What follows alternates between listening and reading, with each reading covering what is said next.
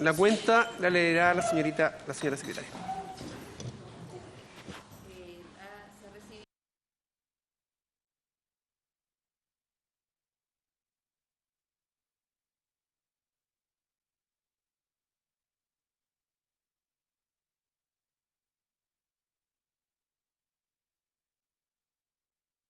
Orden del día. La Comisión Investigadora Especial de las Adquisiciones efectuadas por FONASA prestadores privados, considerando posibles conductas de colusión, como asimismo eventuales perjuicios fiscales y posible lucro de los prestadores privados de salud, celebra la sesión ordinaria con objeto de continuar en su cometido. Se encuentra invitado para concluir con su presentación el presidente de la Fundación Creando Salud, señor Matías Goyenechea. Sí. No, La idea era que se le iban a hacer preguntas porque sí, hizo su exposición. puede redondear la exposición y de ahí las preguntas de rigor. 20 minutos. 20 minutos, Matías. Y saludarlo porque no habíamos conversado solamente. 20 minutos en total. Sea bienvenido. Ella hizo la exposición, 20 minutos en total. Sí, yo vine a exponer la semana pasada y quedaban pendientes las preguntas. Yo a su vez también traje la base de datos de la investigación que en el fondo me comprometí en la sesión pasada para poder hacerles llegar, donde yo hice una recolección de 1.600 licitaciones que se realizaron por parte de los hospitales, en las cuales se identifican montos, sociedades médicas involucradas, y así como las materias de la compra, que podían servir de insumo para esta comisión investigadora a la hora de poder analizar e investigar el tema. ¿Y le tienen un PowerPoint ahí? Sí, o sea, lo tengo como base de datos. ¿Pero lo vas a poder dejar acá Sí, grabado la idea en el computador? Sí, lo voy a cargar. Ya. Sí, den una exposición, si puede, Matías, de unos 15 minutos y luego la ronda de preguntas. Para... Bien.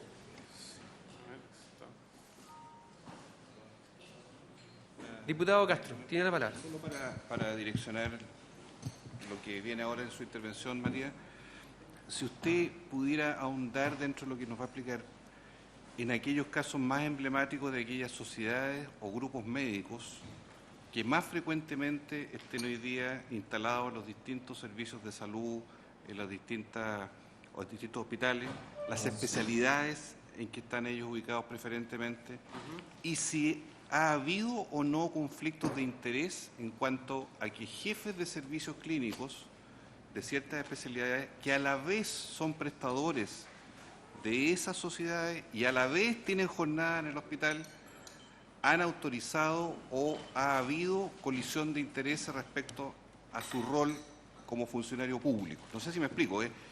porque esto es lo que estaba en el meollo del debate. Y en segundo lugar, si usted, Matías, ha detectado a través de su fundación que respecto de las compras a privados, en prestaciones, camas, en fin, si existiesen también casos en los que usted ha detectado conflictos de interés de autoridades públicas respecto de ciertas empresas o ciertas clínicas o ciertos prestadores que aparezcan más recurrentemente o aparezcan preferentemente marcados a pesar de que el precio de sus prestaciones sea superior a la oferta estándar, que llamen la atención recuerdo a los estudios que usted ha realizado. Esos dos aspectos. Bien. ¿Algún otro diputado quiere hacer alguna sugerencia antes de la presentación para hacer énfasis en algún tema? ¿No? Ya. Le damos la palabra entonces Sí, a don Matías Goyen. Señor presidente, bueno, esta es la presentación que yo di. Aquí voy a pasar muchas de estas cosas que ya las hablé con detenimiento y me voy a enfocar básicamente en estas últimas láminas. En estas láminas se explica en el fondo se describe cuáles son los servicios que más frecuentemente se contratan por parte de los hospitales. Básicamente son intervenciones quirúrgicas relacionadas con lista de espera GES, o sea, todo lo que tiene que ver con lista de espera. Como también existen compras que son realizadas en función de ciertas brechas que podrían existir de personal en los establecimientos, donde sí pueden haber algún tipo de situaciones que al menos puedan ser quizás más complicadas.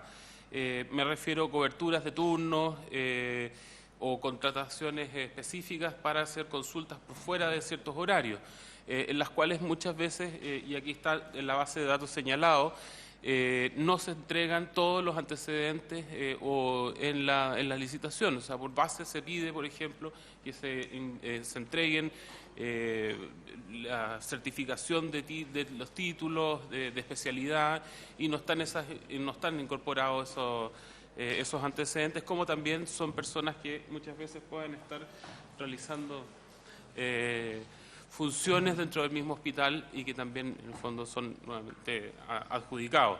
En ese tipo de licitaciones uno se encuentra sobre todo en la compra de servicios médicos, consultas, etcétera. También hay mucha compra que muchas veces uno podría cuestionar de que se usen cierto tipo de métodos, básicamente compras, por ejemplo, de algunos hospitales en que están comprando básicamente por trato directo, teniendo que o no pasando por la licitación pública, habiendo más oferentes. En la región metropolitana hay más oferentes, no es necesario estar adjudicando, por ejemplo, constantemente por trato directo. En ese sentido también uno podría encontrar ese tipo de situaciones en las cuales al menos requieren explicaciones. Diputado Urrutia. Este estudio...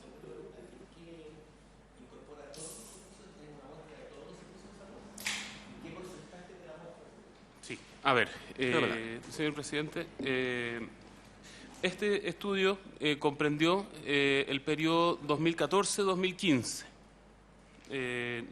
y esto se hizo a través de solicitudes de información pública a todos los servicios de salud para los 2 años, para el 2014 y 2015. Se les pidió todas las licitaciones a donde en el fondo estuvieran involucrados profesionales de la salud. No se hizo cualquier tipo de compra, por ejemplo, de técnicos o de eso se excluyó de la muestra. Solamente donde hubieran médicos o profesionales del ámbito de la salud. Y en ese sentido es que hay ahí efectivamente está puesto sobre ese foco. De lo cual, bueno, no todos los hospitales ni servicios de salud respondieron las solicitudes de información. A veces ocurre que hay problemas de falta de transparencia o de la respuesta de este tipo. Pero lo que yo logré reconstruir es alrededor de un 20% del total del subtítulo 22 para los 2 años.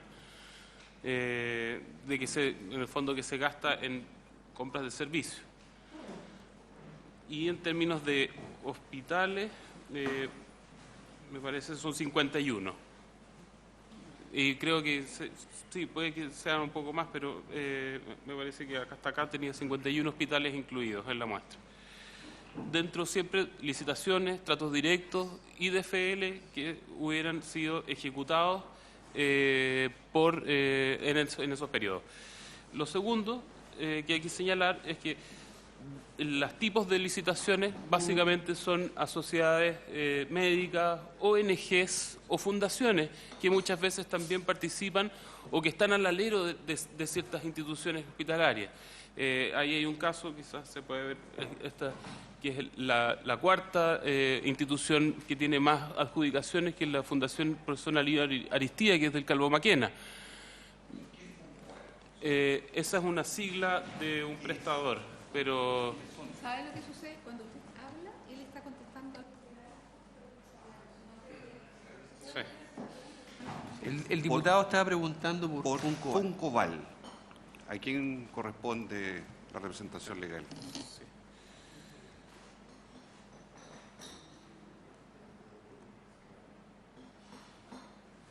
Esto es básicamente una fundación que entrega servicios en el hospital de Temuco.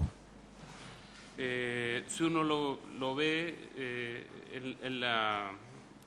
en el mercado público, ahí se puede revisar quién es efectivamente quién tiene la representación legal, pero es una sigla de un prestador que en el fondo que ha adjudicado prestaciones básicamente intervenciones quirúrgicas, pero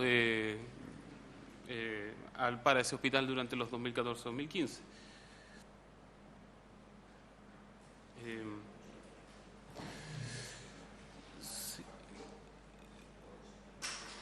Sí. A ver, también hay, como decía, de este tipo de instituciones que son fundaciones que entregan servicios específicos a un hospital, como el caso de esa Funcoval. Y también hay, por ejemplo, sociedades médicas como los servicios personales de Óscar Orrego Canseco, por ejemplo, o la Sociedad de Prestaciones Médicas Quirúrgicas Vigilius, que también tienen un porcentaje bastante importante de la facturación que eso nosotros encontramos o detectamos en este estudio. De todas maneras, prestadores de carácter más institucional, está la Universidad Católica, pero eso tiene que ver con algunas compras específicas que realizó el Instituto Nacional del Cáncer y que en el fondo eran de un tamaño bastante importante. Conile es de Valdivia.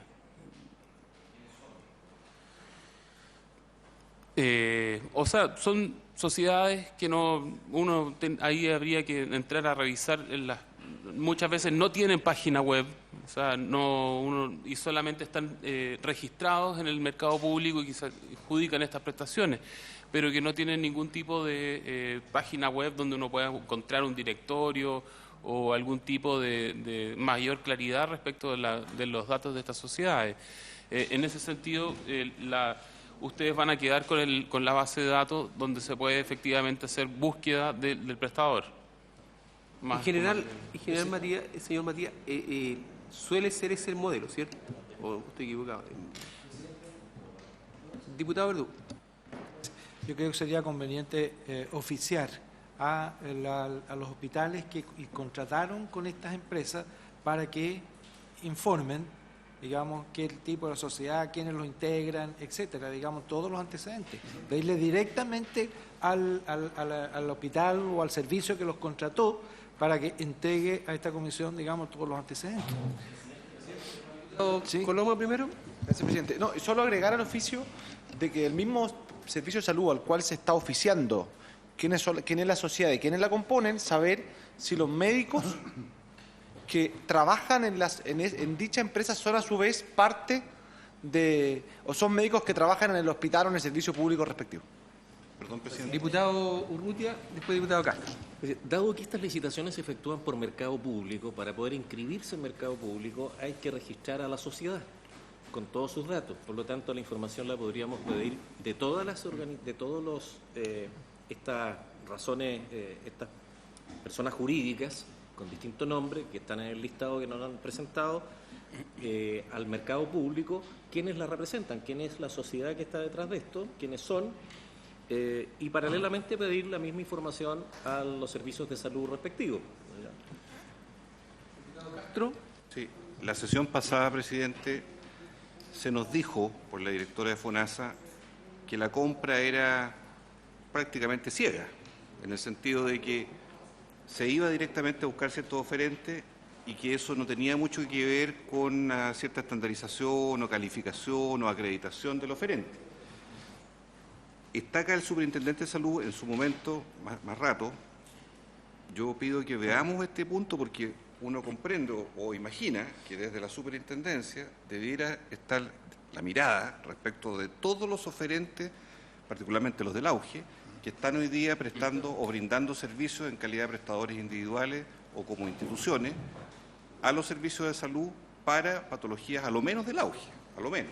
Entonces, en ese sentido, presidente, para que podamos esperar la intervención también del superintendente, porque creo que aquí es súper importante calificar sobre todo los conflictos de interés.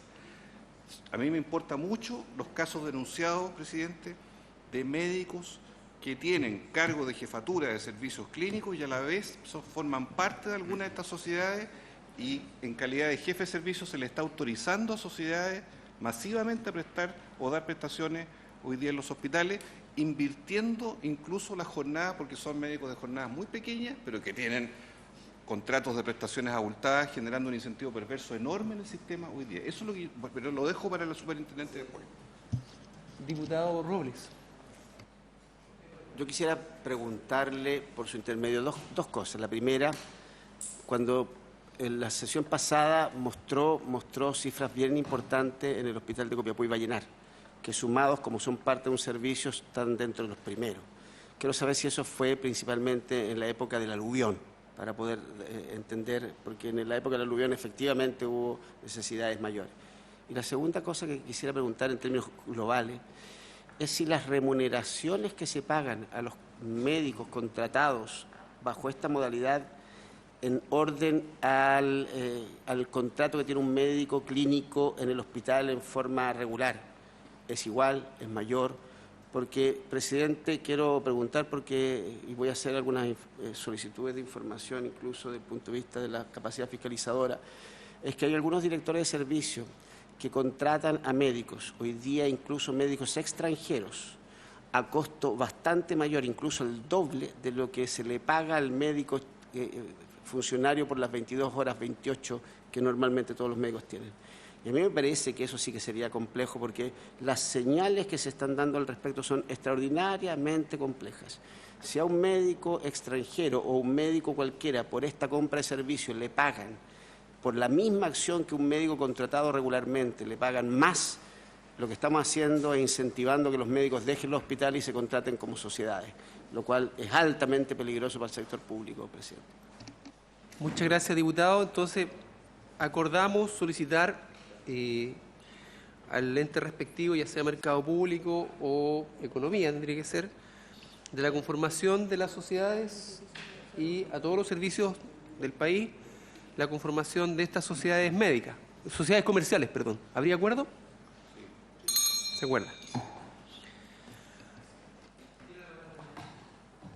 Señor presidente, voy a pasar a responder la pregunta que se me hizo. Lo voy a ver directamente en la base de datos,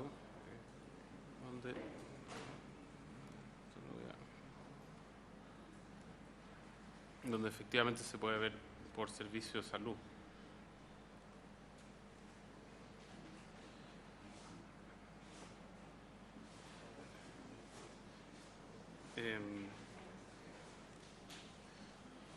Aquí está, bueno, en la base de datos, para que después lo tengan como mayor claridad, viene indicado el número de licitación, el ID, el servicio de salud que corresponde, el hospital al cual corresponde, el tipo de contrato, el nombre de los prestadores que estarían siendo adjudicados, el inicio del contrato, a veces fecha de término porque son temporales, u otras veces son por tipo de compra por acciones de salud. En ese caso, al momento que se extingue, se da por terminado.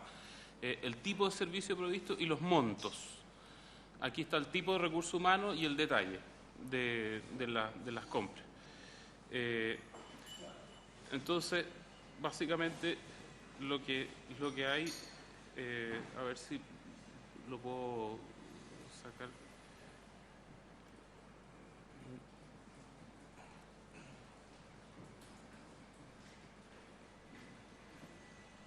Los montos del 2015, solo 2015, suman 1.163 millones de pesos.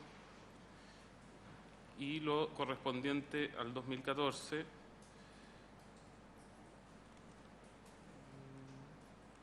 esto debería estar incluido también. Es un poco más, llega a los 1.200 millones. 1.230 millones.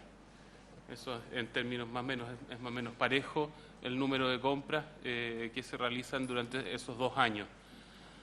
En ese sentido no habría una diferencia significativa respecto a eso.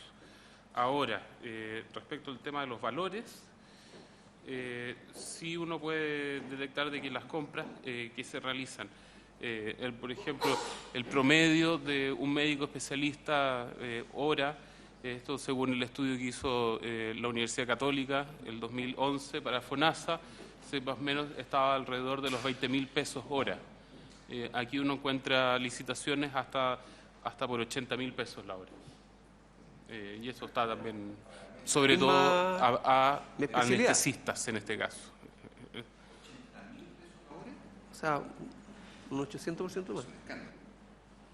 Entonces hay de ese tipo de, por ejemplo, también están horas por consultas y en ese caso también los valores que se pueden calcular son bastante superiores a los promedios que se pagan por contratos en un hospital público normal. Entonces aquí puede pagar hasta el doble, el triple o mucho más de lo que se paga a un especialista en horas normal.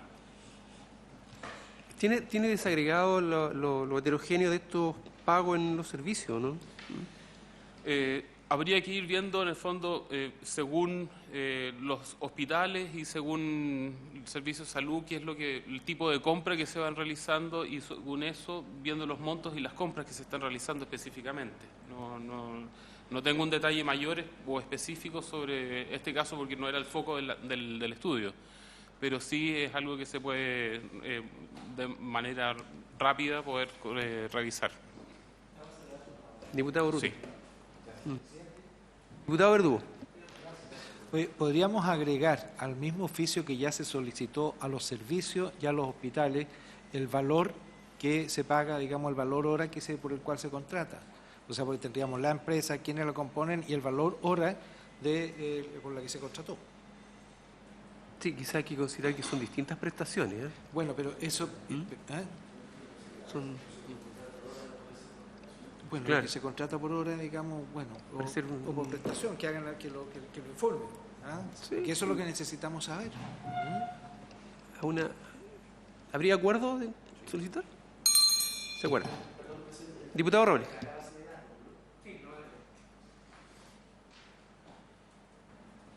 Pero, por ejemplo, ¿es factible hacer una comparación ahí se nombraban algunas acciones quirúrgicas, no auge, por ejemplo? Y eso, cirugía, ahí plantean, por ejemplo, hemorroide. ¿Y eso tiene variaciones? ¿Usted atrevería a decir eso? O sea, efectivamente va a haber variaciones desde el punto de vista de dónde se están realizando las prestaciones, donde hay mayor o menor disponibilidad del recurso humano, evidentemente que los precios pueden generar ciertas variaciones.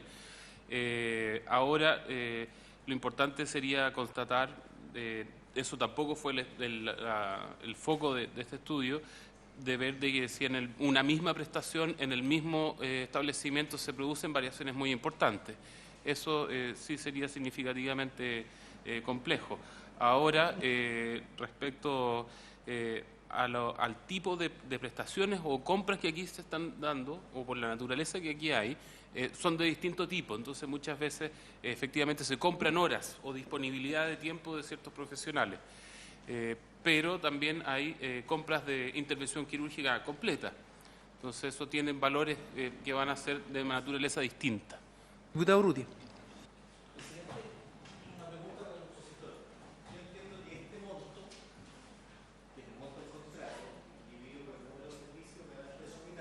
Exacto. Que, de acuerdo a esta tabla, que la columna K, dividida, que es el monto del contrato, dividida por la columna I, que es el número de atenciones reales, me da el precio unitario del servicio. Y en algunos casos me llama la atención, por ejemplo, en los servicios de imagenología, que es la línea 198, yo tengo 20.370.000 dividido por 31 atenciones, me da cada servicio alrededor de 700.000 pesos. ¿Eso es correcto? Efectivamente. Ya. Pero ahí hay una inconsistencia que, por ejemplo, en la línea 211, usted tiene 10 intervenciones de hemorroides y aquí el número de la atención real fue 5. ¿Ese es un error o es...?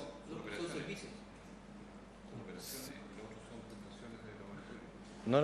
Lo que puede ocurrir es de que... La columna 211, aquí dice que las atenciones reales fueron 5. O sea, fueron 5 intervenciones quirúrgicas de hemorroides. Algo pasó. Y allá dice 10. Entonces... Desapareció la diferencia. Sí, se apagó el computador. Ahora, Sí. sí. No, pero Señor, se cobran 2 veces silencio. pabellón, 2 veces la anestesia, 2 veces todo. Ahora, en general, esta investigación, todas estas prestaciones en general fueron hechas en el mismo recinto hospitalario público. Sí.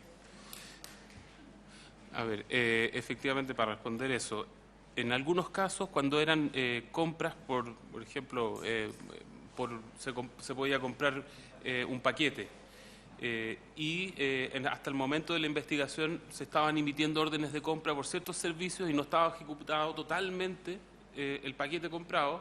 Yo tomé las órdenes de compra respectivas y sobre eso puse el valor y el número de intervenciones para que sea lo más real posible, ¿no? Más que en el fondo tomar los valores finales. Podría darse entonces que ese contrato no se haya cerrado el año 2015 o el año que hasta usted contabilizó, sino que todavía quedara pendiente algunos servicios para completar la cifra. Efectivamente. Por lo tanto, no sería correcto dividir el monto del contrato por 5 intervenciones, sino habría que verificar si se hicieron otras intervenciones ese año. No, lo que sí señalo es que al momento, porque el valor es al de la orden de compra, no el total de la licitación. Entonces sí corresponde hacer la división. Porque si es sobre el total de los servicios contratados, el monto va a ser más grande y el número de intervenciones va a ser menor. Entonces el precio va a ser más alto. Sí, pero a ver, que no estoy siguiendo, porque en la columna H aparece el monto del contrato licitado, que es por una cantidad de prestaciones. Si yo lo divido por el número real de prestaciones efectuadas, obtengo el precio unitario. Exacto. Sí. Si usted ahí el contrato no estaba finiquitado y se hicieron menos, ese no es el valor unitario. Es el valor unitario definitivo va a ser el del contrato. Ahí lo que se tomó salvo que no se hubieran hecho esas intervenciones. Hasta el corte, en el fondo, real. Salvo que esas intervenciones, y ahí va mi pregunta, es que esas intervenciones no se hubieran hecho y igual se hubieran pagado. Como son con órdenes de compra, sí está estipulado en mercado público la cantidad de prestaciones realizadas y la orden de compra respectiva a esa cantidad del valor que respectivo por esos servicios. Y por lo tanto debería estar calzado.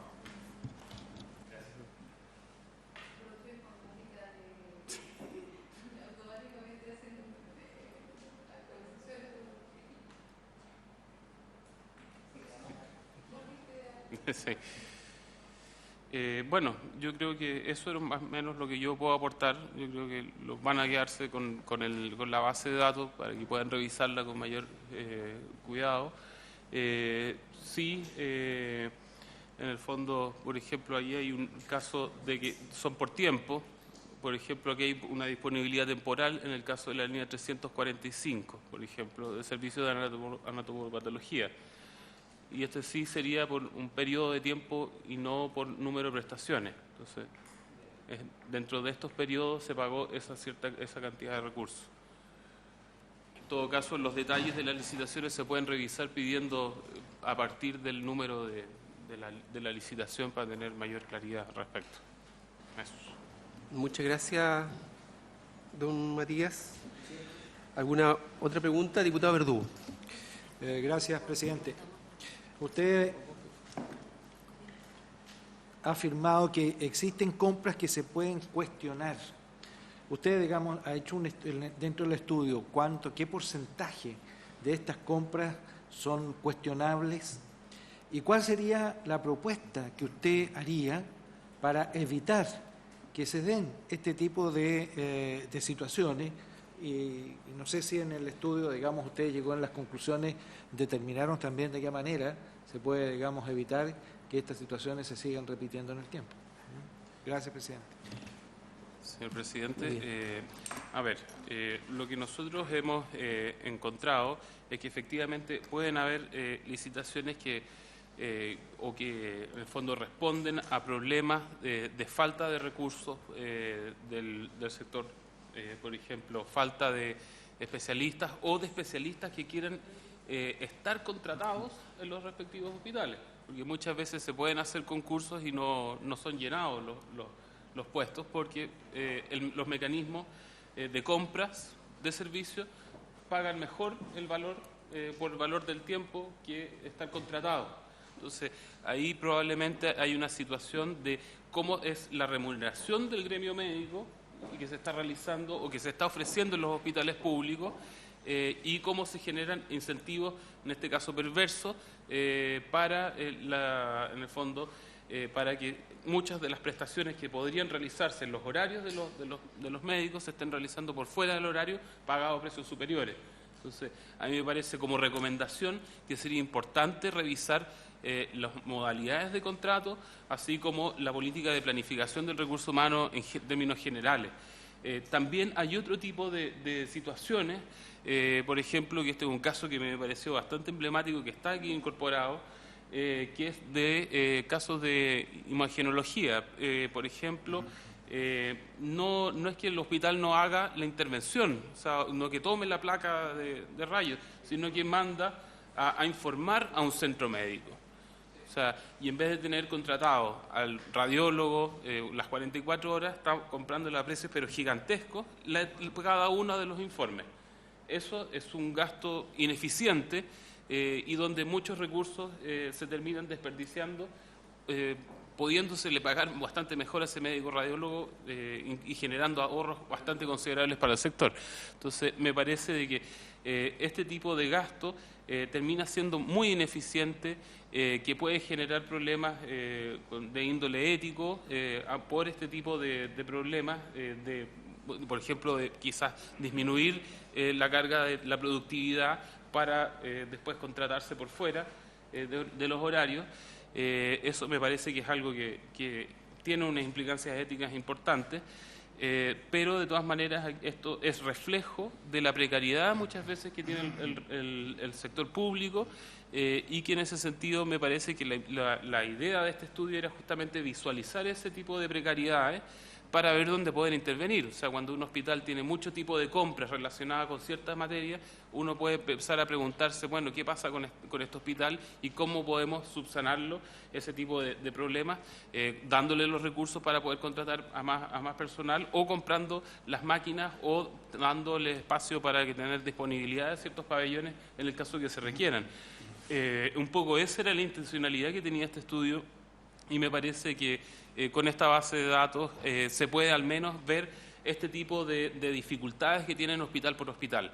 Yo creo que esa es la mayor riqueza que se puede obtener de acá. Gracias. Diputado Castro, ¿quería opinar? Sí, preguntarle, por su intermedio, presidente, ¿usted ha examinado, Matías, la conducta de la clínica Ensenada y la clínica Colonial respecto a estas materias? Me refiero a la compra de servicios, a la externalización de algunos de ellos y al modus operandi de cómo se hicieron esas operaciones comerciales.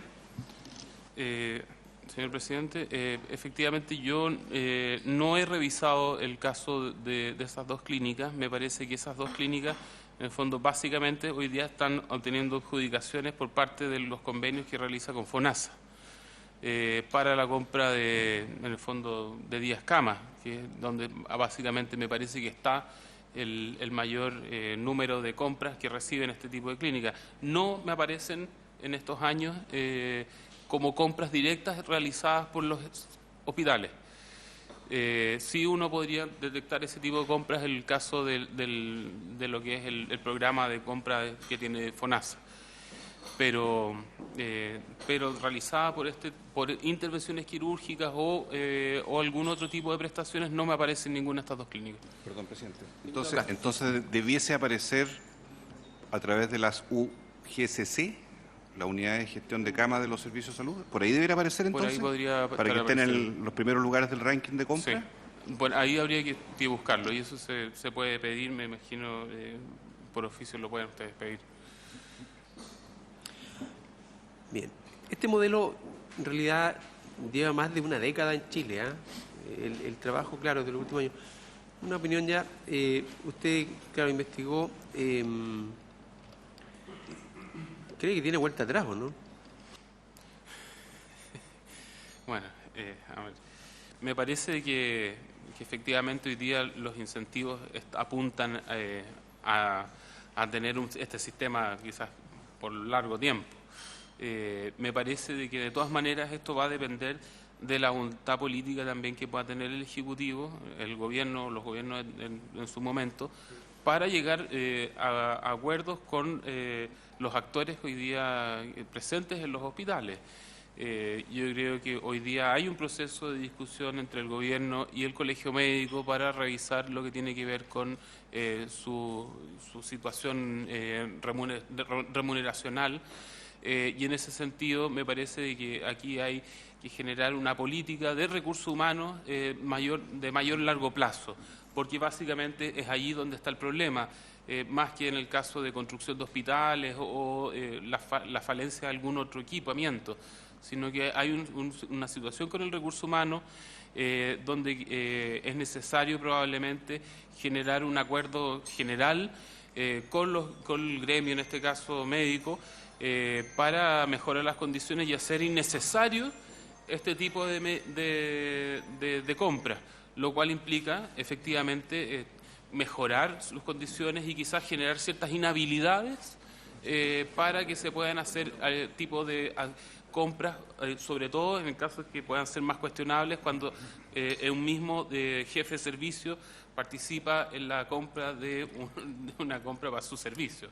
O sea, ahí efectivamente se puede perfeccionar los mecanismos y eso requiere una intervención, yo creo, ya más del punto de vista de gobierno para poder generar esos cambios.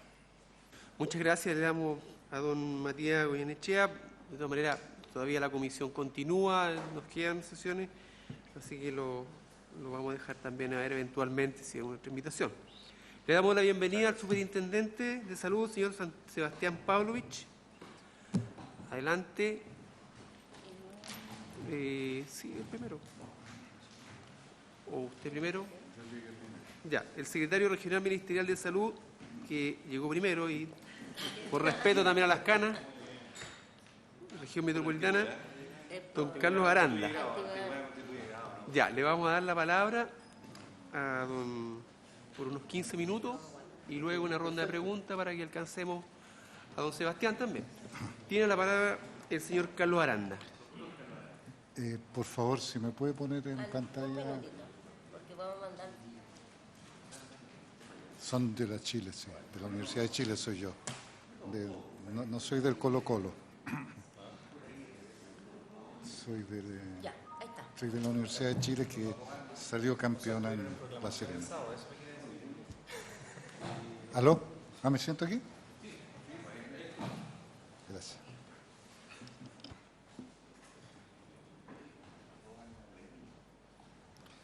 Brevemente voy a presentar el marco jurídico de autorización sanitaria de hospitales y clínicas para que pueda el honorable diputado, si necesitan revisar en detalle cada uno de los reglamentos extensos, por eso lo voy a hacer un resumen, ¿ya? Y hay 3 cuadros normativos, 2 decretos supremos y el Código Sanitario, que están mencionados allí, que rigen este marco jurídico, ¿ya? El DS de 161-82, que es el reglamento que se aplicará a todos los hospitales, clínicas y demás establecimientos de salud en que se presta atención cerrada para ejecutar fundamentalmente acciones de recuperación y rehabilitación a personas enfermas. El artículo 7, dice que, y aquí están las características principales que deben tener estas instalaciones, lo que se requiere: ubicación, nombre del establecimiento, individualización del propietario, instrumentos que acrediten el dominio del inmueble, objetivo y campo de acciones que se desarrollará la actividad del establecimiento, croquis del edificio que indique distribución funcional de las dependencias y copia de los planos de instalación de electricidad, agua potable, etc. Y todas estas solicitudes son estudiadas en dependencia de la Seremi de Salud de la región respectiva. Y deben ser informadas los resultados previa visita al inmueble dentro de los plazos de 15 días hábiles contados desde la fecha de su presentación. O sea, también establece fechas máximas. El DS 161-82, ¿ya? Con estos informes, el Seremi dictará una resolución aprobando el local o rechazando la solicitud y expresando las razones de este rechazo. El artículo 10, aprobado el local, el interesado solicitará la autorización de instalación, indicando la siguiente información. Hay como 2 etapas, individualizando al médico responsable, cirujano, que asumirá la dirección técnica, indicando profesionales técnicos y demás personal que integran su dotación estable y la descripción de los equipos e instalaciones que contará el establecimiento. El artículo 11, la oficina a que se refiere el artículo 8 verificará si la solicitud reúne los requisitos indicados e informará de ello dentro de los 15 días siguientes a su presentación al CEREMI, el que deberá dictar la resolución que autorice la instalación de establecimientos previa comprobación de los aranceles que sean pagados. En caso que la solicitud de autorización mereciera observaciones, el CEREMI fijará plazos dentro del cual ellas deberán ser subsanadas, a cuyo vencimiento se dictarán las resoluciones que nieguen en definitiva la instalación si dichas objeciones no han sido satisfechas por el interesado. Si en cambio el interesado da cumplimiento a las resoluciones, el CEREMI autorizará de inmediato la instalación del establecimiento. DS 161-82 también, artículo 12, las solicitudes a que se refieren los artículos 7 y 10 podrán presentarse conjuntamente por el interesado en una misma presentación para obtener la aprobación del local y la autorización del establecimiento en un mismo proceso. En este caso, la solicitud deberá ser estudiada y resuelta dentro del plazo de 25 días hábiles contados desde su presentación. También establece fecha máxima. Artículo 14. Si por cualquier circunstancia el CEREMI no diera cumplimiento a los plazos indicados en los artículos anteriores, deberá informar al Ministerio de Salud las razones que ha determinado esa situación y adoptará las medidas necesarias para resolver la solicitud que se encuentre pendiente. Marco jurídico del Código Sanitario, el artículo 7, inciso 2, la autoridad sanitaria ante quien se presente una solicitud de autorización o permiso deberá pronunciarse dentro del plazo de 30 días hábiles, contados de que el requirente complete los antecedentes exigidos para ello y, caso de negarla, deberá hacerlo fundadamente. Artículo 8. Las solicitudes serán estudiadas por la oficina que dependen de la CEREMI dentro de un plazo de 15 días hábiles contados a la fecha de su presentación. 9. El CEREMI dictará una resolución aprobando o rechazando la solicitud. 10. Aprobado el local, el interesado solicitará la autorización de instalación. Las solicitudes a que se refieren los artículos 7 y 12 y 10 podrán presentarse conjuntamente, sea por separado o en conjunto, y para esto el CEREMI tiene que resolver 25 días hábiles de contado desde su presentación. Clínica Ensenada, lo que me preguntaron específicamente dentro de la solicitud, entiendo que la solicitud 6860 del 11 de febrero del 2014 solicita el representante legal don Rodolfo Bustos Basili la autorización para Clínica Ensenada ubicada en Ibidaceta 957, Comuna de Independencia, razón social, Sociedad Portal de Salud S.p.A. Por resolución exenta del 026656 del 11 de julio del 2014, se deniega la autorización de instalación de la Clínica Ensenada por no cumplir con algunos requisitos estipulados en el DS 58 del 2008, referido a equipamiento e insumos médicos. Específicamente se detectó falta de algunas de las bombas o jeringas de infusión, lámparas portátiles, camillas de traslado y ventilador volumétrico que al hacer la revisión deben estar operativos en el lugar en que deben funcionar regularmente. Posteriormente, los funcionarios de su departamento de profesiones médicas realizan visitas de formalización al establecimiento, constatando que estas observaciones habían sido subsanadas. Por resolución exenta del 18 de agosto del 2014, se autoriza la instalación de la clínica. Muchas gracias.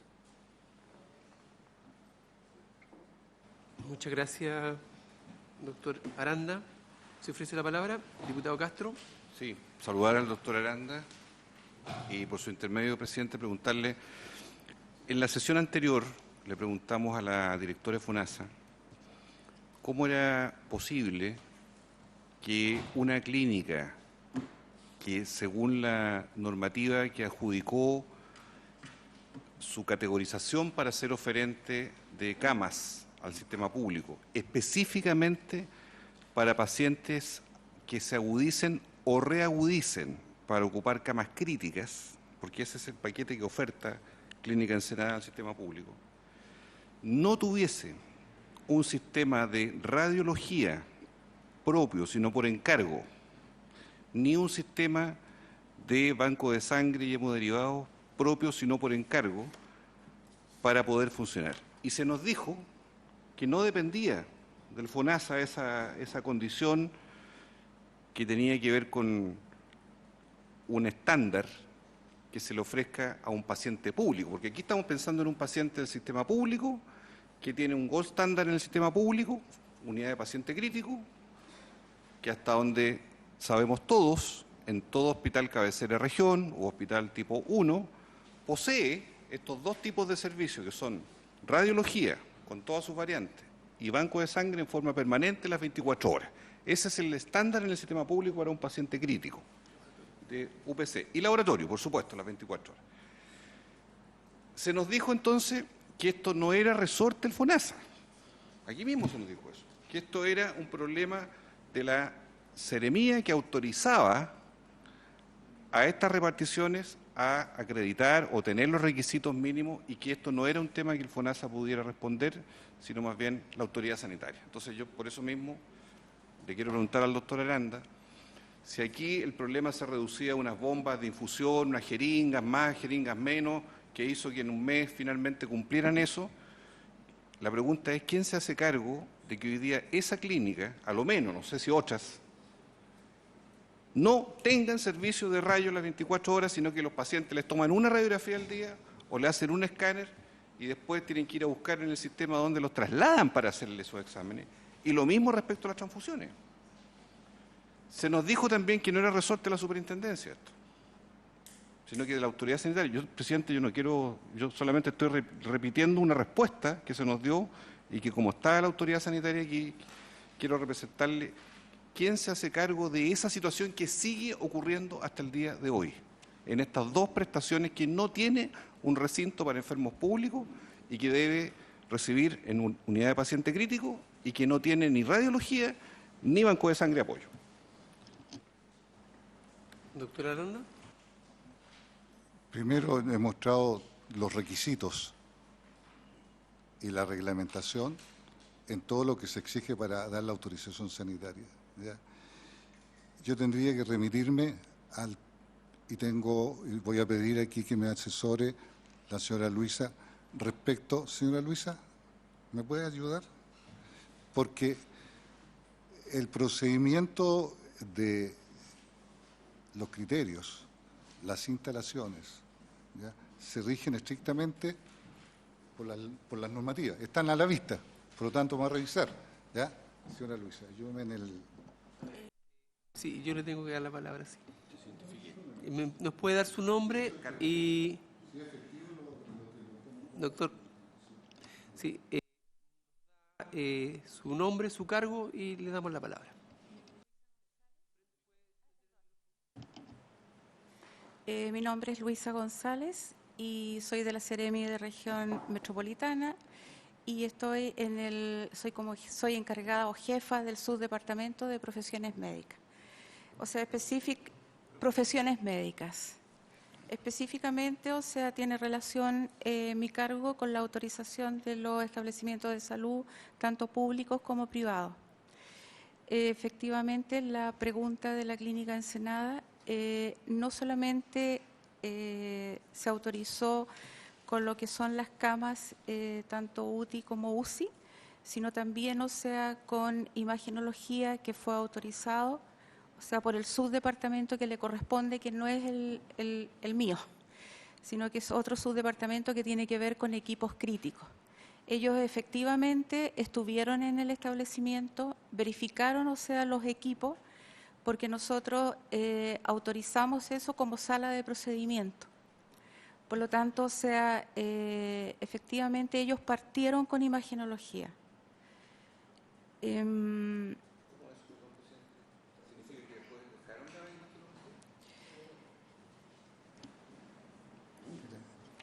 Yo... Perdón, presidente, quiero aclarar. Yo no estoy diciendo que no se haga imagenología. Lo que estoy diciendo, porque sé por fuentes de la propia clínica, que una vez al día en las mañanas, cuando el médico pasa visita, ordena cuáles son las radiografías o escáneres, van de una empresa externa, las toman, después piden los informes y punto. Y salvo que haya una cosa muy de extrema gravedad, no hay más en el día porque todo esto está externalizado. No hay disponibilidad propia de estos procedimientos ni tampoco de banco de sangre. A eso me refiero. Bueno, el banco de sangre no es obligatorio en todo caso que lo tengan las clínicas, sí en los hospitales. O sea, hay que diferenciar el establecimiento que es hospital, que sí tiene que partir con todo. Y en este caso sí tenemos la unidad de medicina transfusional y tenemos la imagenología que tiene que ser completa y un hospital no puede partir sin estos elementos. No así la clínica en sí, aunque tiene hospitalizados, puede recurrir a servicios externos. Esa es una particularidad que tiene la clínica y según la reglamentación no estamos obligados a pedirles a ellos, o sea, que específicamente tengan banco de sangre y tengan imagenología. Sí nosotros tenemos que solicitarles a ellos los convenios. Eso sí es importante. Ahora, ellos partieron con sus equipos críticos, o sea, autorizados. Eso sí, o sea, en imagenología ellos tenían los equipos fueron vistos por nuestros formalizadores. Diputado Castro. Ellos los presentaron, pero yo no puedo dar fe de que, porque yo los equipos, vuelvo a reiterar, o sea, nuestro subdepartamento no autoriza equipos críticos, sino que hay otros subdepartamentos dentro de la Seremi que tienen relación específicamente con los equipos críticos. Pero sí, nosotros tuvimos la resolución en la que manifestaba que sí estaba autorizado, que se fue a ver. ¿Cuántas camas funcionan, señora Son Luisa? 50 camas, 43 UTI y 6 son UCI.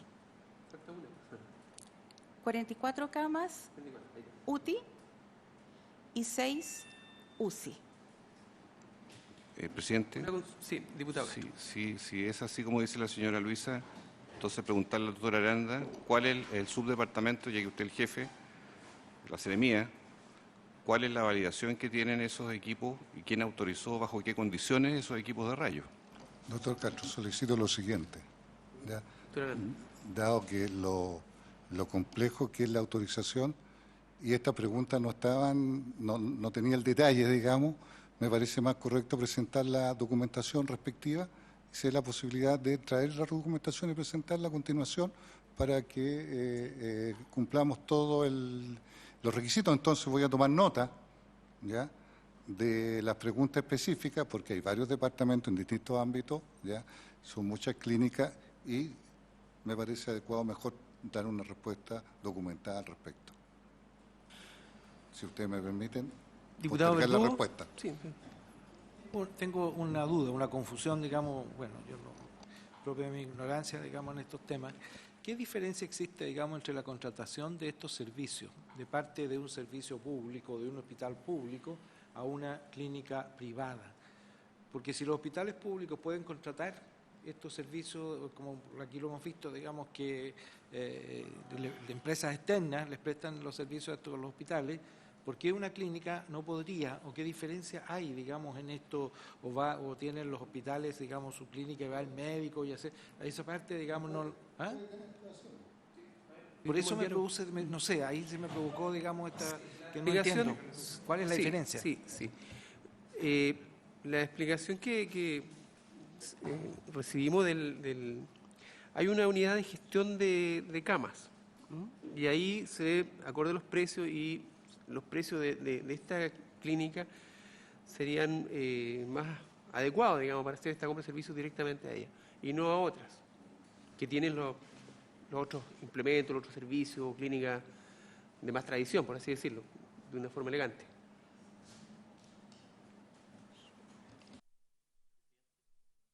Diputado Urrutia. Pregunta, en las bases de licitación de estos servicios de contratación de cama a estas clínicas, ¿se exige que estas clínicas tengan laboratorio de sangre y de imaginología? O sea, ¿las bases está considerado? Y esa es la primera pregunta. Y la segunda, ¿qué razones técnicas habrían para obligar a que una clínica tenga estos dos servicios? O sea, ¿por qué no podría una clínica subcontratar el servicio? La tercera pregunta que quiero hacerle es, en los hospitales de su área metropolitana, ¿qué antigüedad tienen los equipos, los bancos de sangre y qué tan actualizados se encuentran con el estándar que muchas veces mantienen las clínicas privadas? Pero yo entiendo, mi experiencia al menos en la región, es que muchas veces en los hospitales se mantienen equipos que ya están a punto de entrar en obsolescencia funcional. Entonces, ¿por qué no un hospital que tiene un equipo que anda mal o tiene una serie de cuesta mantenerlo, lo puede subcontratar? Porque en esto yo entiendo que existe especialización además.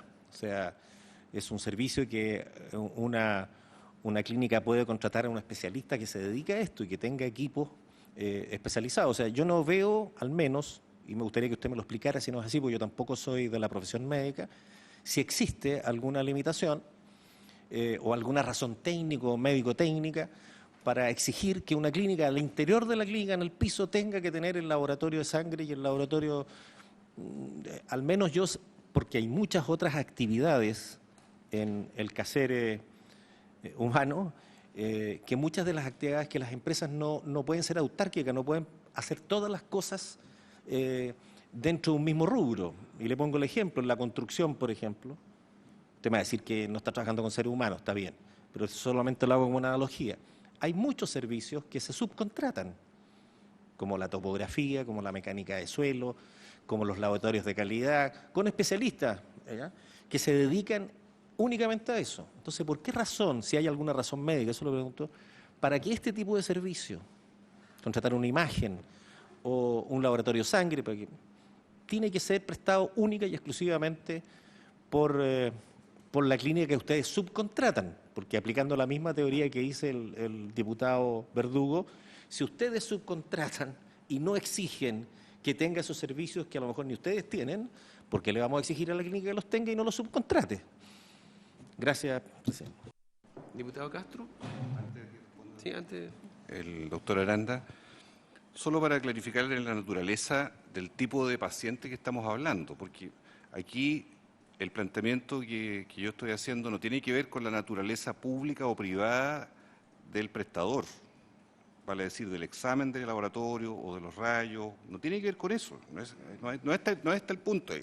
Aquí voy yo. Cuando se trata de pacientes críticos, que es la esencia del convenio que tiene Ensenada con el sistema público, estamos hablando de ese estándar de pacientes críticos, no el enfermo básico, no, crítico. El punto es si la disponibilidad del examen de apoyo diagnóstico está a la mano, evitando mayor riesgo al paciente, porque en un establecimiento bajar del piso 5 al piso 3 a tomar un escáner no es un problema para un enfermo crítico, pero es distinto, como ocurre en esa clínica, sacarlo de la calle Vivaceta, donde está instalada esta clínica, y llevarlo a otro establecimiento en una ambulancia, con un respirador mecánico, con un médico a bordo y con todos los riesgos que se significa, para hacer esa prestación externa. Porque, para ser preciso, es muy distinto el rayos portátil, presidente, que va a la cama del paciente y le toma una radiografía simple de tórax, a exámenes de esta naturaleza que cada vez se usan más en los enfermos críticos, como son los escáneres o las resonancias, donde tiene que ser movido el enfermo con todos los riesgos que se implica, y ahí es donde no da lo mismo si está disponible dentro del recinto, independiente que sea de origen público o privado, a que tenga que ser trasladado ese enfermo a otra parte. Ese es el punto que yo quiero precisar, identificar, y preguntarle además al Ceremi cuántas visitas posteriores a la fecha del año 2014 de agosto se han hecho por la Seremi de Salud en que esté constancia y registro de las condiciones en que está operando esa clínica. Y sí, doctor Aranda, antes también agregar, ¿quién define la calidad de los enfermos que va a recibir la clínica? ¿O son enfermos críticos como tal, o hay una cierta categorización de los pacientes? Eso.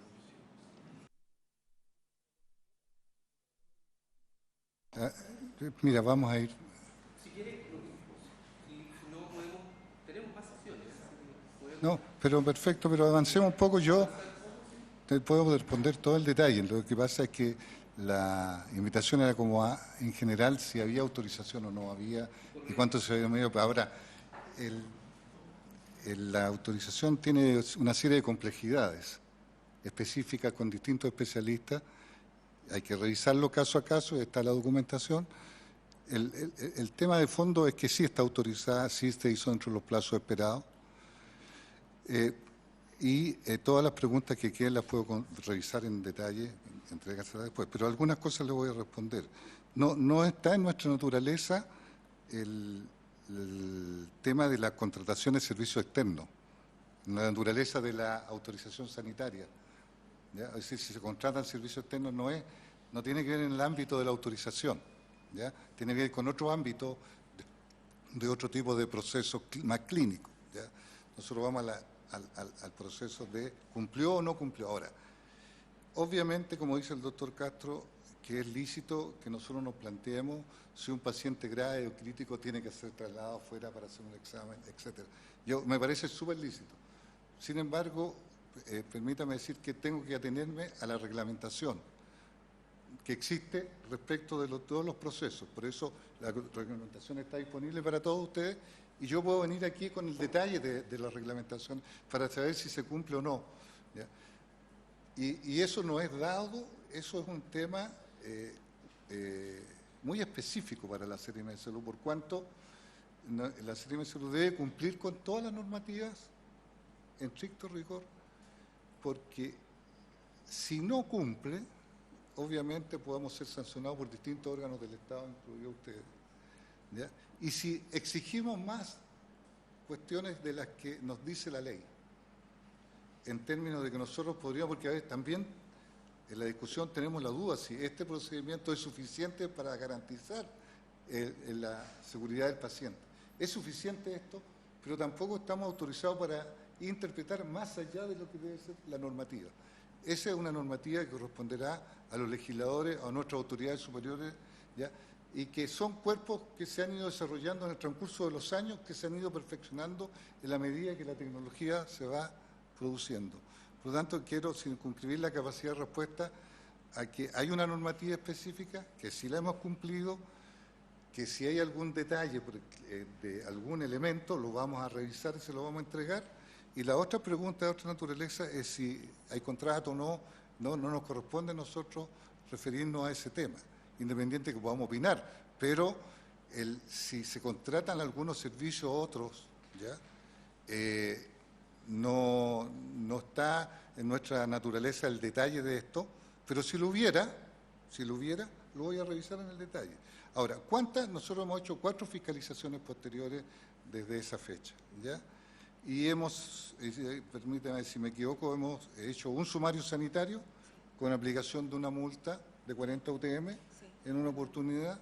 Si no se cumple la normativa que ellos están comprometidos a hacer, aplicamos un sumario, se aplica la multa y si no se resuelve el tema, dependiente de la gravedad del tema, podemos prohibir el funcionamiento o caducar la autorización de la clínica sanitaria.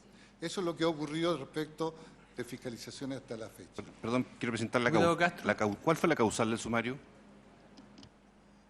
Ayúdame. El sumario sanitario. Son varios los requerimientos que faltaban cuando se realizó la visita. Faltaban equipamientos, faltaban elementos que eran importantes a esta clínica. ¿Cuándo se realizó esa visita, señora Luisa? A fines del 2015. Ya.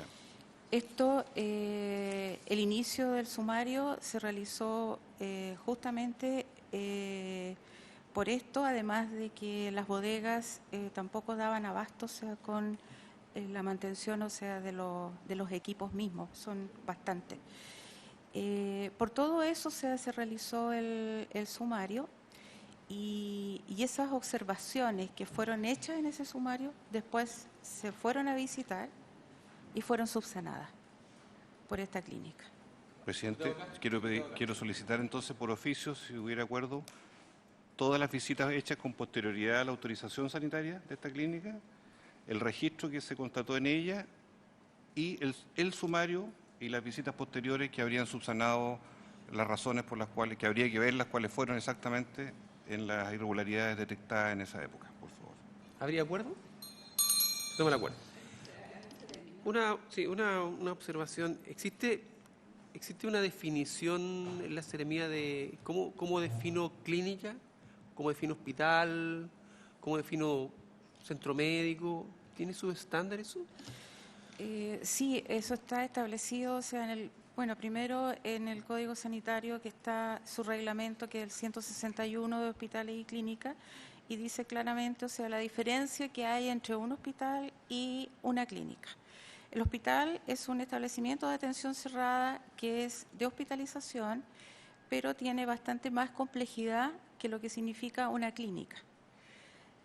De partida, o sea, el hospital puede ser de un tipo de especialidad, como también puede ser ya sea para adultos o para niños.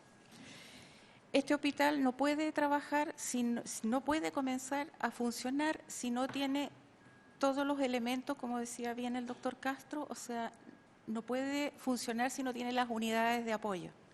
Y las unidades de apoyo son farmacias, son imagenología, son la unidad de medicina transfusional, laboratorio.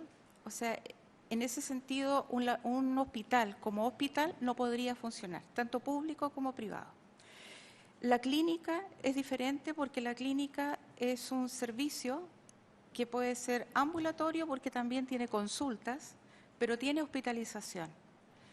Y esa hospitalización, las unidades que son de apoyo, esas las puede establecer convenio esta clínica, esta persona que puede ser privado o puede ser público, o sea, es difícil en realidad una clínica pública, pero la clínica privada tiene que establecer convenio con imagenología, con laboratorio, con unidades de medicina transfusional, de manera que ellos en cualquier momento, incluso hasta con los servicios de traslado de pacientes. Todos esos convenios son solicitados por la Seremi, o sea, ningún cabo queda suelto. La clínica no puede funcionar si no le presenta, o sea, este convenio lo tengo para lo que significa transfusiones, este convenio lo tengo para lo que es imagenología, este convenio lo tengo con laboratorio. Si yo necesito rápidamente tener el acceso a un resultado, necesito tener este convenio con un laboratorio. Eso es todo pedido por Seremi. Sí, en la misma línea.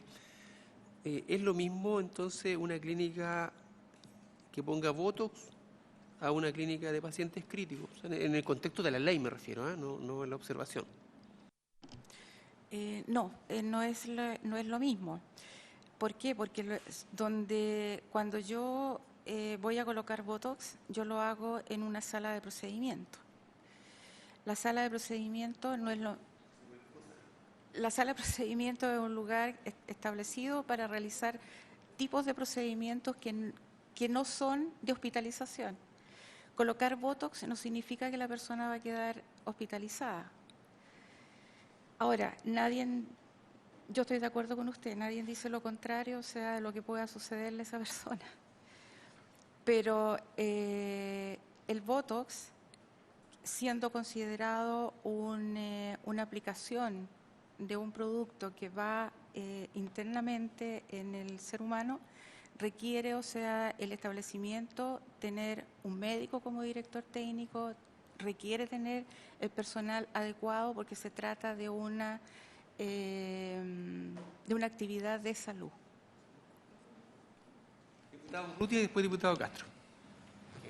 Presidente, yo quisiera ampliar la información que solicitó el diputado Castro, porque aquí parece que nos estamos ensañando con una clínica en particular. Ha sido recurrente en esta sala escuchar a algunos parlamentarios permanentemente pedir información de una clínica en particular. Cuando aquí ¿Qué más camas ha vendido el sistema público?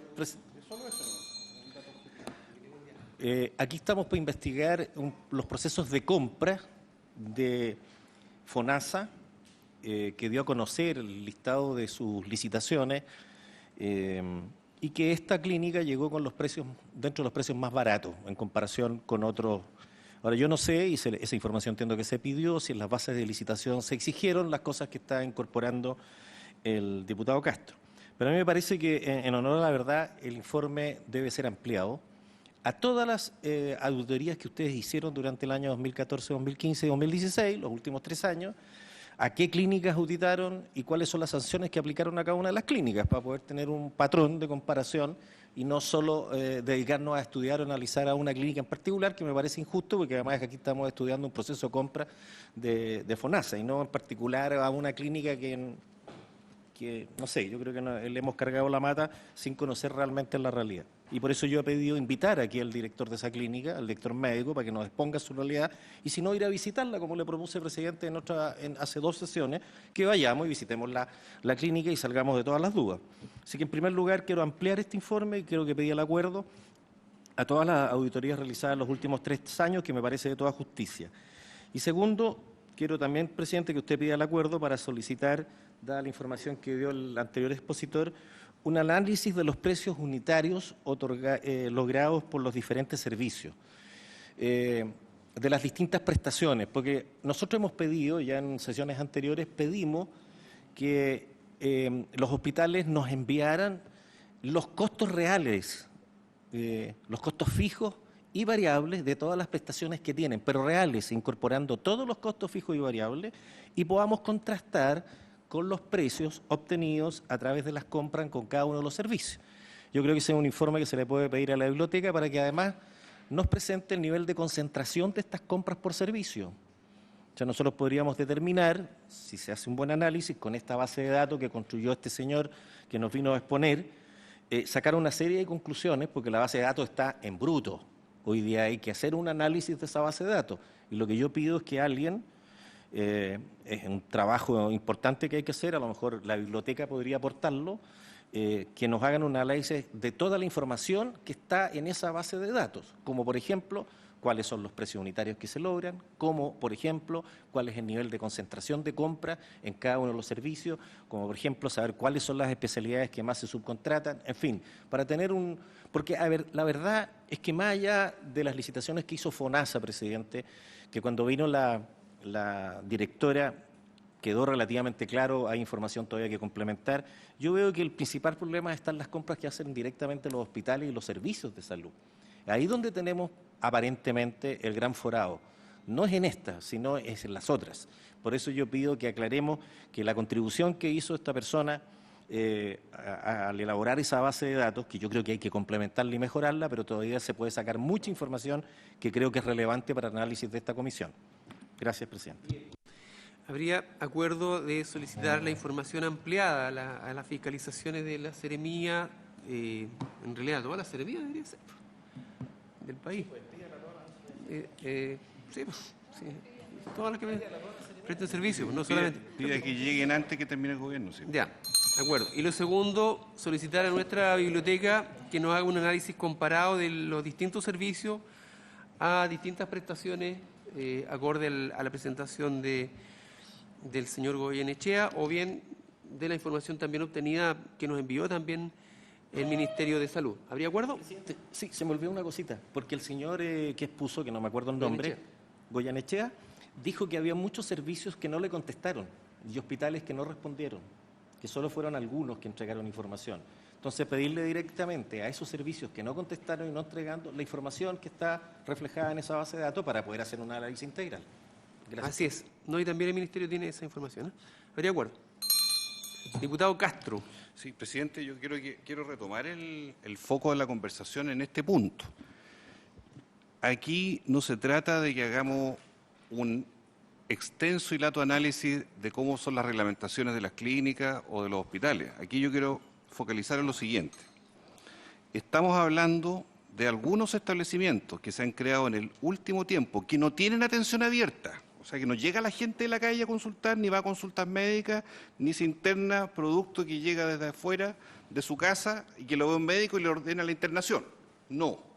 Aquí estamos hablando de establecimientos que son privados y que son de derivación cerrada de pacientes públicos. No es que lleguen ahí pacientes de ISAPRE, no, estos son 100% pacientes públicos. Entonces, aquí voy yo.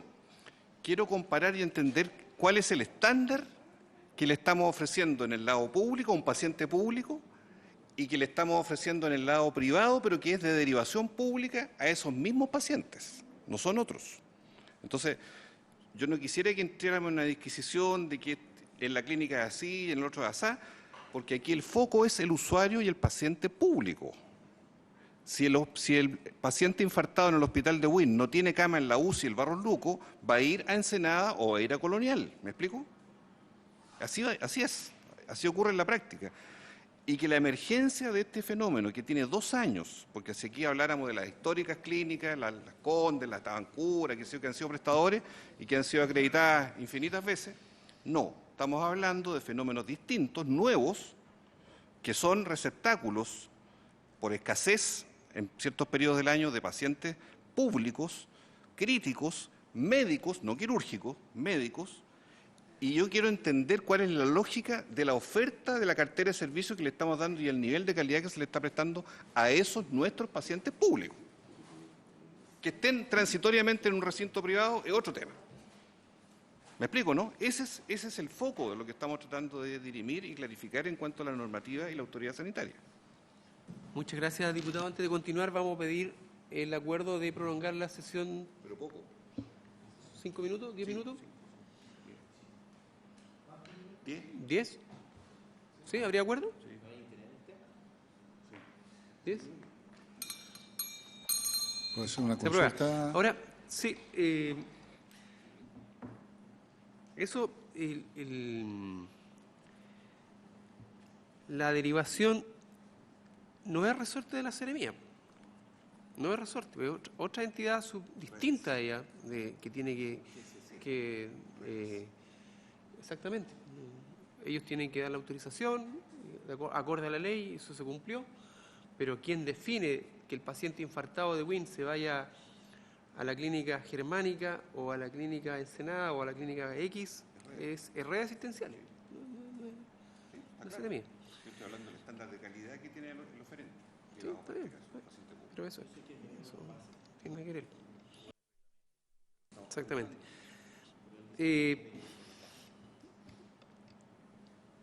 Doctor Aranda, ¿quiere agregar algo? ¿Sí? No, espero que me hagan por escrito las preguntas para que sean precisas, por favor, porque como hubo varias consultas, ¿ya? Pero quería precisar que, por supuesto, antes yo creo,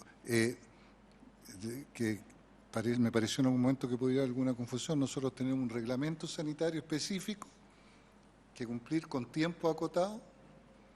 Toda esa documentación está. Si hay algún tema específico de un detalle, lo vamos a entregar, ¿ya? Y le hacemos fiscalización de las clínicas. Ese es nuestro ámbito, ese es lo que estamos obligados a hacer, no más allá ni menos más acá. Aquí se cumplió la normativa, pero si hay alguna consulta específica, por eso me parecía importante que me la acotaran por escrito para yo ser preciso en la respuesta y no tengamos que estar discutiendo. Muchas gracias, doctor. Le haremos llegar las preguntas respectivas.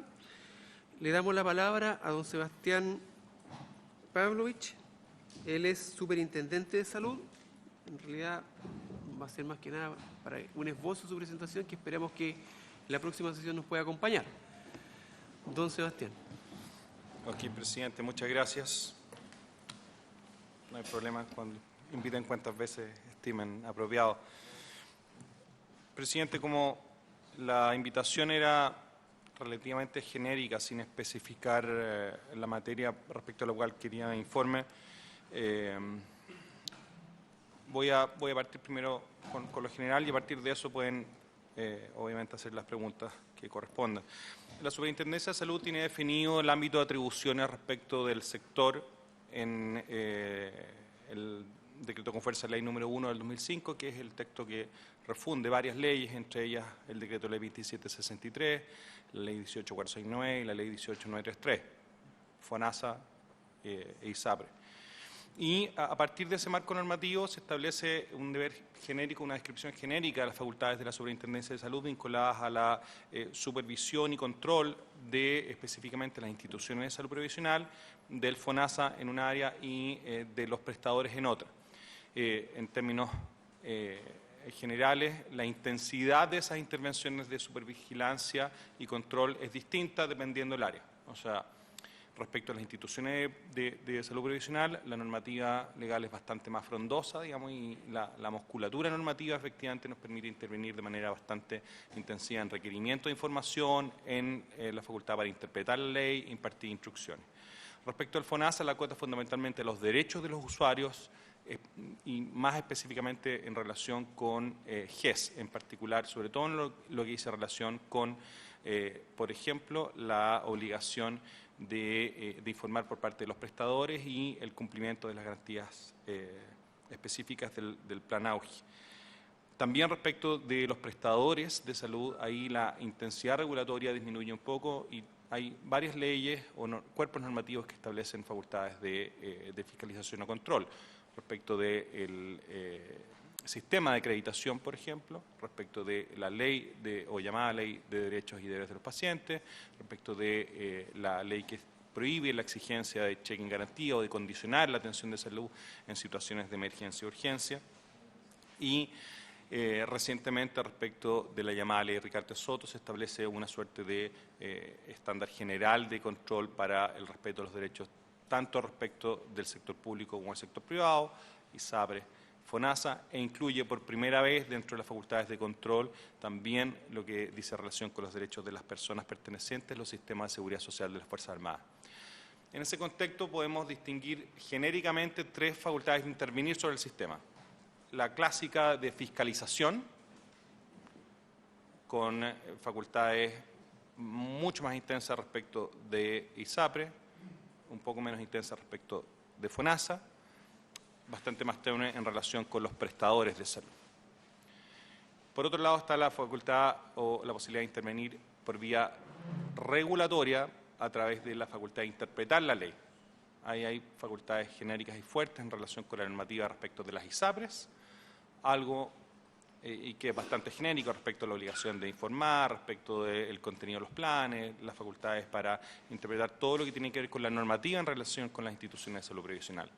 En relación con el FONASA, específicamente en relación con lo que tiene que ver con el control de las garantías explícitas en salud, y en relación con los prestadores de salud, solo respecto de la normativa vinculada a la acreditación. Es decir, por ejemplo, respecto de la Ley de Derechos y Deberes del Paciente, la Superintendencia no tiene facultades para interpretar la ley en términos de desarrollar su contenido, y ese es un problema, de hecho, bastante frecuente, que tenemos que las facultades en relación con la Ley de Derechos y Deberes no son tan intensas como nosotros nos gustaría y como probablemente sea necesario. Dicho esto, efectivamente las facultades se ejercen a través de las dos intendencias, Intendencia de Fondos, que es la que es la continuadora de alguna manera de todas las facultades que tenía la antigua Superintendencia de ISAPRES y que adicionalmente tiene las facultades para resolver controversias, para fiscalizar, para interpretar la norma en relación con el FONASA. Y la Intendencia de Prestadores es la que tiene por función fundamentalmente administrar el sistema de acreditación y registro que ha sido definido por el Ministerio de Salud. Y la tercera intervención sobre el sistema, fiscalización, interpretación de normas regulatorias, es la de resolver reclamos, ya sea como tribunal arbitral al interior de la superintendencia. En la Intendencia de Fondos funciona un tribunal de primera instancia, siendo el superintendente de salud un tribunal de segunda instancia especial que resuelve como juez árbitro controversias que tengan los afiliados del sistema con las instituciones de salud previsional en términos generales respecto de, por ejemplo, terminación de contrato, acceso a cobertura catastrófica, etcétera. Y en relación con el FONASA, fundamentalmente vinculado a la cobertura por ley de urgencia o eventualmente como una instancia superior cuando se incumplió, por ejemplo, la garantía de acceso o de oportunidad por parte del FONASA, el reclamo puede eventualmente ser resuelto en la Superintendencia de Salud. Y en relación con los reclamos en contra de prestadores de salud, No hay un tribunal especial al interior de la Intendencia de Prestadores, así que se resuelven administrativamente por infracciones ya sea a la Ley de Derechos y Deberes del Paciente o por infracción a la ley que prohíbe el condicionar la atención de salud de urgencia a la entrega de documentos en garantía. Eso en términos generales. Y por lo tanto hay una serie de aspectos del sistema que efectivamente escapan del ámbito de las atribuciones de la superintendencia, por ejemplo, los vinculados a o que eventualmente podrían considerarse como derechos del consumidor en relación con los prestadores, o aspectos financieros del FONASA o aspectos financieros de los prestadores de salud. Hay un ámbito de preocupaciones que efectivamente hoy día no están dotados hoy de un marco normativo que nos permite intervenir en esas materias. Y por lo tanto nosotros en relación con el sistema de acreditación lo que nos limitamos fundamentalmente es a aplicar la normativa que ha sido definida por el Ministerio de Salud y a controlar su cumplimiento cuando las instituciones han logrado su acreditación. No sé si hay alguna pregunta específica sobre esta primera parte o hay algunas preguntas que quieren hacer en relación con la materia que comentábamos hace un rato, la situación de clínicas específicas. ¿Terminó la presentación? A modo de introducción, y prefiero que hagan preguntas para poder ahondar en alguna materia. Sí, en general nada más porque nos quedan 4 minutos y yo creo que... Ok, perfecto. Justamente Diputado para Castro. permitir preguntas, prefiero dejarlos ahí. Sí, bueno, entendiendo que vamos a ver lo particular después, en la siguiente sesión. En general, preguntarle, presidente, al superintendente, auge, no auge. ¿Cuál es la categorización que hace, entendiendo que la garantía de calidad todavía está pendiente que en su plena aplicación? ¿Cómo hace la acreditación de los centros públicos y privados en cuanto al nivel de complejidad de atención de los pacientes? Estoy retomando el hilo anterior, hablando de pacientes graves, críticos, unidades de paciente crítico, específicamente. ¿Cómo se hace la evaluación de acreditación de esos pacientes? Y dejo para la próxima semana que pueda responder cuál es la acreditación que le consta a la superintendencia de estas clínicas que estamos comentando, prestadoras públicas, Ensenada, Colonial y otras, por parte de la superintendencia. Pero eso lo dejo para la próxima sesión, una vez que explique. Pero en general, ¿cuál es la categorización que hace la superintendencia de estos prestadores? Muchas gracias, diputado presidente. En términos genéricos, lo que hay que recordar es que la garantía de calidad asociada al sistema de garantía explícita en salud diseñó un esquema bajo el cual la garantía de calidad tenía que implementarse paulatinamente de acuerdo a la forma y condiciones que los decretos correspondientes definieran. Y una de las primeras dudas que quizás había originalmente tenía que ver con cómo vamos a definir una garantía de calidad solo para las prestaciones GES y qué pasa con lo demás.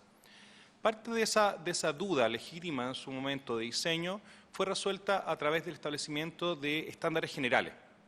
Y se estimó que el primer paso que había que avanzar tenía que ver con estándares generales que apuntaran a regular procesos asistenciales que en la práctica no estaban asociados a prestaciones clínicas particulares o a condiciones de salud particulares, sino que son procesos asistenciales que en términos genéricos implicaban una mejora general del establecimiento. Y es así como dentro de los estándares generales se incluye, por ejemplo, la pausa de seguridad. Y la pausa de seguridad ante una intervención quirúrgica no está definida como obligatoria solo para intervenciones quirúrgicas del GES, sino en términos genéricos, cómo está funcionando el proceso de pausa de seguridad. Lo mismo se puede decir respecto de la obtención del consentimiento informado, respecto de la trazabilidad o el manejo de las biopsias, etcétera. En general, los estándares generales. La ley se planteó la posibilidad de que se definieran estándares específicos también, y ahí podrían estar eventualmente vinculados a prestaciones específicas, pero ese paso no se ha dado. De alguna manera, con los estándares generales es el proceso que se ha consolidado hasta ahora. La garantía de calidad está vigente desde el año 2013 y también se hizo escalonadamente. A partir del 2013, un elemento básico de la garantía de calidad tiene que ver con la exigencia de que los prestadores individuales estén registrados. en un registro público que administra la Superintendencia de Salud y que hoy día efectivamente lo damos por hecho, pero hace 10 años o 15 años sabemos perfectamente que no teníamos realmente idea cuántos profesionales había, cuántos médicos, cuáles eran sus especialidades, cuáles eran el resto de los profesionales de salud. Hoy día, a 10 años, tenemos más de 460.000 personas en un registro público, abierto, disponible a través de la página web de la Superintendencia de Salud, y en el cual efectivamente consta que la persona de delantal blanco que está frente a usted es quien dice ser. Usted puede consultar con su RUT, con su nombre, si efectivamente el profesional que está frente a usted es quien dice ser o posee las competencias que ostenta. Ese fue el primer paso que se dio en materia de garantía de calidad. El segundo paso tenía que ver con la vigencia de la garantía de calidad o la exigencia de acreditación para los establecimientos de mayor complejidad. Ustedes recuerdan que al asumir esta administración en el 2014, un puñado, menos del 20% de los establecimientos públicos estaban acreditados y se supone que iba a entrar a regir en junio de ese año. Hubo que postergarla y decirle al país que efectivamente el sistema no estaba en condiciones de cumplir con ese plazo. Se postergó esa vigencia al 30 de junio del año pasado y durante los últimos 3 años hemos trabajado intensamente la Superintendencia de Salud, el Ministerio de Salud, la Subsecretaría de Redes Asistenciales y todos los servicios de salud en la implementación y el cumplimiento de estas garantías. Y es así como hoy día más del 90%, casi el 93% de los establecimientos públicos de mayor complejidad ya están acreditados y hay una serie de establecimientos de mediana complejidad y de baja complejidad, establecimientos comunitarios, de atención primaria que también están acreditados. Y al momento de dictarse el decreto GES 2016 se incorpora una suerte de flexibilidad justamente porque había unos pocos establecimientos públicos que estaban en una determinada situación y se da la paradoja del too big to fail, o sea, nosotros, los establecimientos tenían que acreditarse y el sistema también necesitaba que eso acreditara. Por ejemplo, ¿qué hubiera pasado si el hospital de Coyhaique no estuviera acreditado? ¿Qué sucede con la red asistencial, las prestaciones que se otorgan? ¿Qué sucede en el caso, por ejemplo, de Iquique? Y hay otros establecimientos que representaban un riesgo muy importante para el sistema. Y se establecieron 6 situaciones de excepción. O sea, entra a regir la garantía de calidad el 1 de julio del año pasado y hay una serie de normas de excepción que lo que establecían era una exigencia para que, dependiendo de la situación particular de cada establecimiento, les permitía una flexibilidad de 6 a 8 meses para que obtuvieran su acreditación. Y hoy día hay algunos establecimientos públicos y privados que están acogidos a alguna de esas excepciones, ya sea porque se sometieron al proceso de acreditación y fallaron en apenas 1, 2 o 3 estándares obligatorios, o aquellos que al 30 de junio ingresaron su solicitud de acreditación y hoy día ya han sido evaluados y estamos a la espera de los informes para efectos de verificar si obtuvieron o no su acreditación. Y hoy día, efectivamente, estamos en esa situación de transitoriedad, si se quiere, a la espera que se resuelvan los informes y a partir de eso se resuelva la inscripción de establecimientos públicos o privados en el registro de prestadores acreditados que administra la Superintendencia de Salud. Muchas gracias, señor Pavlovich. En virtud del tiempo, vamos a cerrar la sesión y lo dejamos citado para la próxima sesión. ¿Cuándo sería eso, presidente? Próximo lunes. Marzo.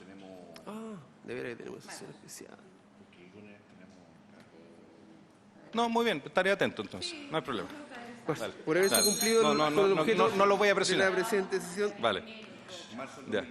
esta se levanta.